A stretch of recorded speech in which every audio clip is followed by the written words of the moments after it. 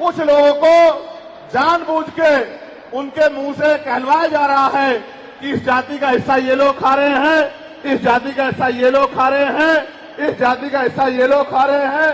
मैं चंद्रशेखर आजाद आपको वचन देके कहता हूं, अपने बहुजन समाज के सामने जातिवार जनगणना कराइए, उसके आंकड़े सार्वजनिक कराइए।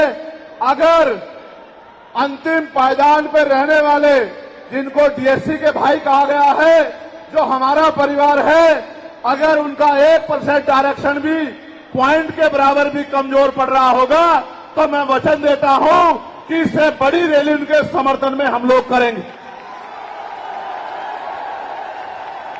मैं फिर आपसे कह रहा हूं, आप याद करो, जब से इस देश में आरक्षण व्यवस्था लागू हुई है, इस आरक्षण को खत्म करने के लिए चाहे वो कांग्रेस पार्टी रही हो या भारतीय जनता पार्टी रही हो या और कोई मनुवादी दल रहा हो, इन्होंने एडी चोटी के जोर लगाए। और आज जिन जातियों को गाली दी जा रही है, ये वही जातियां हैं जिन्होंने अपने बच्चे कुर्बान कर दिए लेकिन अपने अधिकारों की रक्षा की, और आज भी इस देश में आरक्षण बचा हुआ है, नौकरियां बची हुई है, हिस्सेदारी बची हुई है, राजनीतिक व्यवस्था कायम है, लोकतांत्रिक व्यवस्था है। तो धन्यवाद करना चाहिए उन जातियों का जिन्होंने अपने प्राणों का बलिदान दे दिया, लाठी डंडे खाए, गोलियां खाई, लेकिन अपने अधिकारों को छीनने नहीं दिया। सब लोगों को उनका धन्यवाद करना चाहिए। लेकिन दुश्मन का ये षड्यंत्र है और दुश्मन बड़ा समझदार है।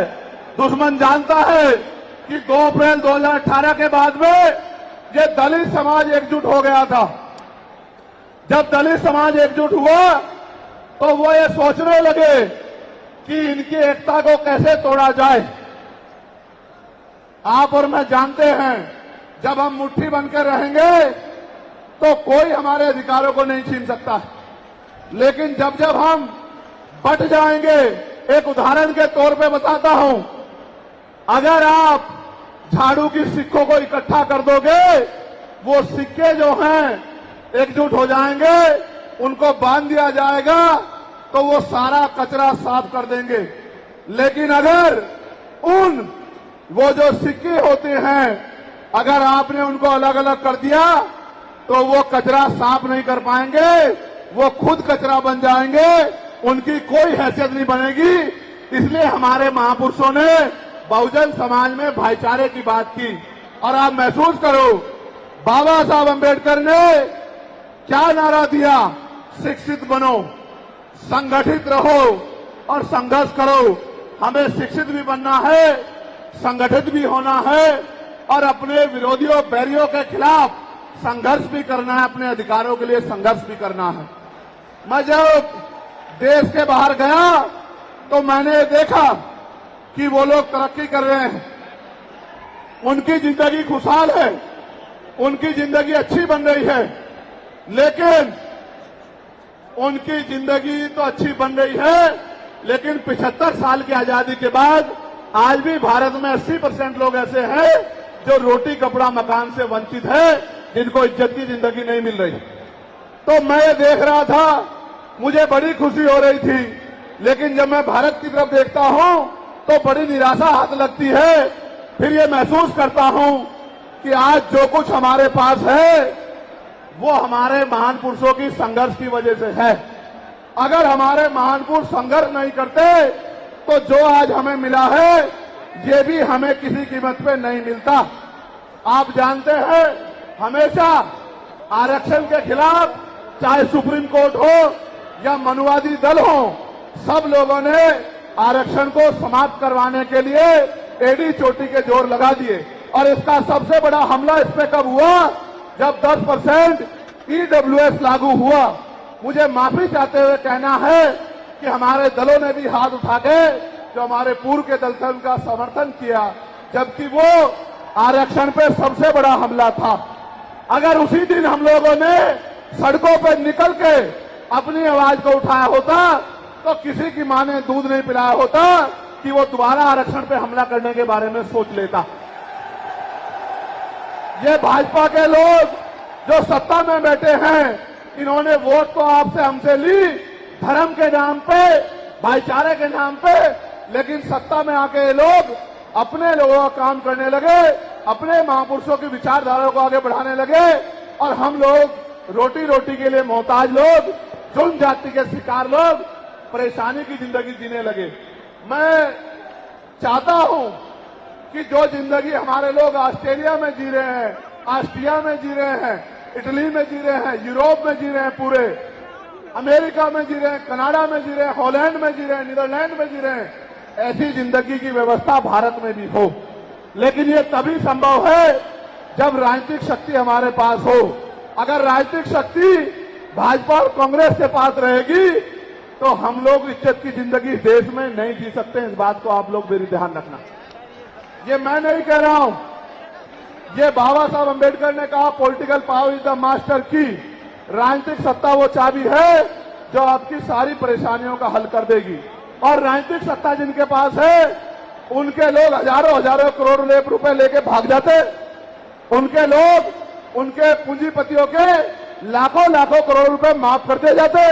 लेकिन अगर आपका 10,000 रुपए का बिल भी बाकी हो तो 10,000 रुपए का बिल भी अगर आप नहीं दोगे तो मुकदमा लिख के आपको जेल भेजने का काम सरकार कर देगी और आपके घर की कुर्की भी करा देगी। आप किसानों का, मजदूरों का हाल देख लो, आप नौजवानों का हाल देख लो, इस देश में क्या है। तो हमारी सबसे बड़ी मांग ये है, आप समर्थन करके बताना कि आप इस पर सहमत हो या नहीं हो। बताओ, जातिवार जनगणना होनी चाहिए नहीं होनी चाहिए? एक सुर में बताओ, होनी चाहिए नहीं होनी चाहिए? साथ साथ इस देश में जातिवार जनगणना के साथ साथ जितने भी सरकारी संस्थान हैं, चाहे वो जुडिशरी हो जहां से हमारे खिलाफ लगातार फैसले आते हैं, चाहे वो आर्मी हो, चाहे वो और कोई सरकारी संस्था हो, सब लोग सब जगह पे आरक्षण व्यवस्था लागू होनी चाहिए। बताओ, होनी चाहिए नहीं होनी चाहिए? दोनों हाथ उठा के बताओ, होनी चाहिए नहीं होनी चाहिए? बहुत अच्छी बात। साथ साथ हमारी ये भी मांग है जो मैंने पार्लियामेंट में भी उठाई कि निजी क्षेत्रों में आप इस बात को समझो गौर करके, इस देश में 2% सरकारी नौकरियां, कितने परसेंट? जोर से बताओ। 98% प्राइवेट सेक्टर है। कुछ ऑर्गेनाइज है, कुछ अनऑर्गेनाइज है। आप ये देखो, 2% में तो बंटवारा है, लेकिन 98% पे पुरानी सत्ता वाले लोग और आज की सत्ता वाले लोग सांप की तरह कुंडली मार के बैठे हैं। ना वहां SC/ST के लोगों का कोई प्रतिनिधित्व है, ना OBC के लोगों का है, ना ही मुस्लिम लोगों का है। तो हमारी मांग ये भी है कि अब समय आ गया है कि निजी क्षेत्रों में भी आरक्षण की व्यवस्था होनी चाहिए। होनी चाहिए नहीं होनी चाहिए? बताओ, दोनों हाथ बढ़ा के बताओ, जोर से बताओ, होनी चाहिए नहीं होनी चाहिए? Very good, very good. साथ साथ हमारी ये मांग है कि प्रमोशन में रिजर्वेशन भी इस देश में लागू होना चाहिए। शेड्यूल कास्ट, शेड्यूल ट्राइब और बैकवर्ड के लोगों के लिए प्रमोशन में रिजर्वेशन भी सरकारी संस्थानों में लागू होना चाहिए। लागू होना चाहिए, लागू होना चाहिए? बताओ, जोर से बताओ। हमारी ये भी मांग है कि मंडल कमीशन की बाकी सिफारिशें भी लागू होनी चाहिए, क्योंकि जब तक मंडल कमीशन की बाकी सिफारिशें लागू नहीं होगी तब तक पिछड़े वर्ग के लोगों को बराबर की हिस्सेदारी और सम्मान नहीं मिलेगा। हमारी ये भी मांग है, सरकार कह रही है कि क्रीमी लेयर लागू करना चाहिए और जज साहब भी कह रहे हैं क्रीमी लेयर लागू करना चाहिए। मैंने पार्लियामेंट में पूछा कि भारत में कितने शेड्यूल कास्ट के लोग, शेड्यूल ट्राइब के लोग अरबपति बन गए, इसका डाटा आपको सार्वजनिक करना चाहिए, आर्थिक आंकड़े सार्वजनिक करने चाहिए। तब हमें पता लगेगा कि क्रीमी लेयर की स्थिति में हम आए या नहीं आए। आपको शायद जानकारी नहीं है, मैं आपको बताता हूं, आज भी बहुत सारे पदों को NFS करके, नोट फाउंड सुटेबल करके हमारे योग्य लोगों को नौकरी से निकालने का काम ये सरकारें करती है, क्योंकि कलम की ताकत उनके हाथ में होती है। जिनकी राज सत्ता पे कब्जा होता है, हमारे लोगों का राज सत्ता पे कब्जा नहीं है, इसलिए सारी योजनाएं हमारे खिलाफ बनती हैं। हमारी ये भी मांग है जिस पर मैं गौर कर रहा हूं, सरकार ने कहा, मैं आज इस पर भी बोलूंगा। आज अगर मैं इस पर नहीं बोलूंगा तो हमारे लोगों को पता ही नहीं लगेगा देश में क्या हो रहा है। सरकार ने कहा कि वर्गीकरण लागू होना चाहिए। मैंने आपको बताया कि बातें तो बहुत लोग करते हैं, लेकिन जब आरक्षण पे हमला होता है, जब और किसी तरीके से आरक्षण को खत्म किया जाता है, जब गांव-गांव जाके लोगों को समझाने का प्रयास किया जाता है, तब जिन जातियों को आज सरकार के इशारे पे गाली दी जा रही है, उनको ही उन्हीं की जिम्मेदारी मान के लोग घर में बैठ जाते हैं कि भाई यही आरक्षण की रक्षा करेंगे, यही अधिकारों की रक्षा करेंगे। लेकिन सच ये है, अगर सरकार की मंशा वर्गीकरण के जरिए वास्तविकता में निचले पायदान पे बैठे अंतिम व्यक्ति को ऊपर उठाने की होती, तो जिस तरह से 10% आर्थिक आधार पर आरक्षण की व्यवस्था की गई थी, 10% आरक्षण की व्यवस्था डीएससी के भाइयों के लिए, डीएससी परिवारों के लिए सरकार कर सकती थी। उनका कोई मतलब नहीं बैठता था कि इन्हीं में टुकड़ा डाल दे, क्योंकि सरकार जानती है इनमें बंटवारा हो जाएगा तो इनके खिलाफ आंदोलन आसान हो जाएगा, इनको पता भी नहीं चलेगा कब इनके अधिकार खत्म हो गए। मैं आपसे कहना चाहता हूं, सरकार बताए उनके पास वर्गीकरण की क्या पॉलिसी है, किस आधार पे वो वर्गीकरण करना चाहते हैं, कौन से आंकड़े उनके पास है, कौन से डाटा उनके पास है। मैं सरकार से जानना चाहता हूं, सरकार कमेटियां बना दे और वर्गीकरण किस फॉर्मूले पे करेगी ये भी बता दे।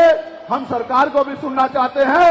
अभी देश में पिछले दरवाजे से कुछ नहीं होगा, जो कुछ होगा आमने सामने होगा। अगर हमारे अधिकारों की बात आएगी तो लड़ाई आमने सामने लड़ी जाएगी। सरकार ये भी बताए क्या वह रोस्टर में बदलाव करेगी, क्या सरकार रोस्टर में बदलाव करेगी, सरकार बताएगी। हमारे लोग तो अभी सही तरह से चीजों को नहीं जानते हैं। मैं ये भी विश्वास दिलाता हूं, स्पेशली डीएससी के भाइयों को कह रहा हूं, मेरी बात को गौर से सुनना। स्पेशली डीएससी के भाइयों को कह रहा हूं, उन जातियों को जो लोग आंदोलन कर रहे हैं, आपको एहसास नहीं है, जब देने की बारी आएगी हम बताएंगे अपने भाइयों को किस तरह से आगे बढ़ाया जाता है, किस तरह से उनकी हिस्सेदारी दी जाती है। अभी तो हम पे देने कुछ है ही नहीं। मैं आपको विश्वास दिला कहता हूं, डीएससी के जो हमारे भाई हैं, वाल्मीकि समाज के भाई हों, धानुक समाज के भाई हों और बागड़ी समाज के भाई हों और किसी सैसी समाज के भाई हों, मैं चंद्रशेखर आजाद वचन देके कहता हूं बहुजन समाज के सामने, ये हमारी आपसी बातचीत है। आप दुश्मन के इशारों पे काम मत करो, हम लोग बैठ के अपनी लड़ाई को निपटा लेंगे। हम लोग अपने आप बैठ के चर्चा करके आपके साथ बैठ के, अगर कहीं हमें कुछ डर भी है, आप चीजों को नहीं समझ पा रहे हो या हम लोग समझा नहीं पा रहे, अगर आपको अधिकार मिलता है तो बताओ, हमारे किसी व्यक्ति को तकलीफ है क्या? बताओ, अगर हमारे डीएससी के भाइयों को अधिकार मिलता बताओ, हाथ उठा के बताओ, तकलीफ है क्या हमें किसी को? ये इतना बड़ा जन समूह गवाही दे रहा है, अगर डीएससी के भाइयों को कुछ मिलता है तो हमें तकलीफ नहीं है। लेकिन हम इस सरकार की मंशा को जानते हैं, हम इस सरकार को जानते हैं, इनके चरित्र को जानते हैं। ये देना कुछ नहीं चाहती, ये तो इसको अटका के रखना चाहती हैं। आप ये देख लेना, इन्हीं के कुछ लोग पहले सुप्रीम कोर्ट चले जाएंगे। जैसे उदाहरण के तौर पे गौर करो, 69,000 शिक्षक भर्ती में सरकार ने 20,000 पदों पे घोटाला किया। हम लोगों ने आंदोलन किया तो सरकार ने 6,800 नियुक्ति की लिस्ट जारी की। फिर अपने लोगों को हाईकोर्ट भेज के उस पर रोक लगवा दी। फिर हाईकोर्ट पे फिर हमारे लोग लड़े तो उन्होंने कहा दोबारा लिस्ट जारी करो, इनको अधिकार मिलना चाहिए। तो वोट लेने के लिए हमारे लोगों के सामने कहा कि भाई मिलना चाहिए, हम समर्थन करते हैं। लेकिन अपने लोगों को सुप्रीम कोर्ट भेज दिया और सुप्रीम कोर्ट में इनके बैठे जजों ने फिर से उस पर रोक लगा दी। इसलिए हमें इनकी नीयत पे शक होता है। मुझे डर ये भी है, अगर ये अधिकार स्टेट गवर्नमेंट को दे दिए गए तो ये कॉन्स्टिट्यूशन का तो बहुत बड़ा वॉयलेशन होगा ही, 340 का, 341 का, लेकिन AB का। लेकिन सबसे बड़ा खतरा ये है कि कल जो सरकार सत्ता में आएगी वो किसी भी अन्य जाति के लोगों को शेड्यूल कास्ट में उनको शामिल करके आपके पूरे अधिकार को छीन बीन कर सकती है। अगर ये पावर स्टेट को मिल गई, हमें सरकार की मंशा पे सिर्फ शक है। हमने ये भी मांग किया, आपको याद होगा, यूपी के साथी हमारे जानते हैं, हमने 2 साल पहले, पौने 2 साल पहले मांग की थी कि जो 52% ओबीसी हैं उनको 27% रिजर्वेशन सुप्रीम कोर्ट के लोगों ने दिया। आबादी से आधा सुप्रीम कोर्ट ने मंडल कमीशन की रिपोर्ट के बाद ना चाहते हुए सरकार ने कर दिया, तो सुप्रीम कोर्ट ने अपने तरीके से रोक लगा के 27% दिया। हमने मांग की पौने 2 साल पहले यूपी में गोरखपुर में पीसी करके कि ओबीसी की आबादी तो 52% ही है, तो 15%, 27% से अलग 15% आरक्षण की व्यवस्था अलग से अति पिछड़ी जातियों को करानी चाहिए। मांग हमने पौने 2 साल पहले उत्तर प्रदेश में उठाई थी। उसके बाद उसी दिन हमने मांग उठाई, क्योंकि हमें नैतिक चरित्र है। हम बाबा साहब अम्बेडकर को, माननीय काशीराम साहब को अपना नेता मानते हैं। हम ज्योतिबा फूले साहू जी महाराज को अपना नेता मानते हैं। हमने मांग उठाई थी, हम मामला रामसू वर्मा और सर छोटू राम को अपना नेता मानते हैं। हम चौधरी महाराज सिंह भारती को अपना नेता मानते हैं। हम कोतवाल धन सिंह गुर्जर को अपना नेता मानते हैं। हमने मांग उठाई थी कि भाई हमारी आबादी बढ़ रही है। 2011 के बाद जनगणना नहीं हुई, और जो जनगणना हुई उसके आंकड़े जारी नहीं हुए। इसलिए हम लोग मांग करते हैं कि जिन जातियों को अवसर नहीं मिले, पहले तो उनको तैयार किया जाए और फिर उनको 5% अतिरिक्त आरक्षण शेड्यूल कास्ट में 15% अतिरिक्त देकर उनको मुख्य धारा में लाया जाए। जब हम 2 साल पहले इसकी मांग कर रहे हैं, तो हम डीएससी के भाइयों के विरोधी कैसे हो सकते हैं, आप लोग बताओ। तब तो वो आंदोलन भी नहीं चला रहे थे। हम तो आंदोलन चला के मांग कर रहे थे कि मिलना चाहिए, मिलना चाहिए। लेकिन मैं आज भी कहता हूं, हमारी ये मांग है कि अब समय आ गया देश में कि आरक्षण की सीमा बढ़ाई जानी चाहिए, आरक्षण की कैप खत्म की जानी चाहिए और 100% रिजर्वेशन इस देश में लागू होना चाहिए। जिसकी जितनी संख्या भारी, उसकी उतनी हिस्सेदारी का लाभ उनको मिलना चाहिए। आप फिर कह रहा हूं, जातिगत जनगणना कराओ और 100% आरक्षण करो। मैं तो स्वर्ण जातियों का सबसे बड़ा हितैषी हूं, उनको 10% आरक्षण क्यों दे रहे हो? मेरी ये मांग है। मैं तो अपने लोगों के आरक्षण में से भी उनके लिए मांग करता हूं। उनकी आबादी तो 15% भी नहीं है। मैं ये कहता हूं कि उनका अलग से ब्लॉक बना के उनको 20% आरक्षण सरकार को देना चाहिए और 80% आरक्षण को एससी, एसटी, ओबीसी के लिए फ्री कर देना चाहिए।